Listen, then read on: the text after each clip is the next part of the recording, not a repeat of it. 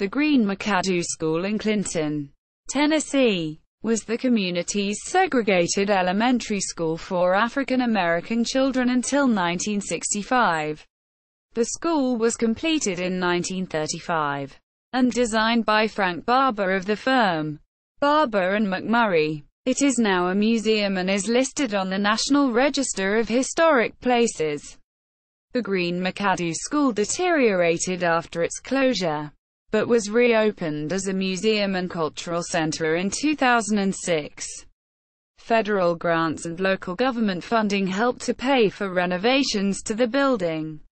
A set of life-size bronze statues of the Clinton 12, the 12 African-American students who attended Clinton High School in the fall of 1956 when the high school was desegregated under court order, is displayed outside the school's front entrance.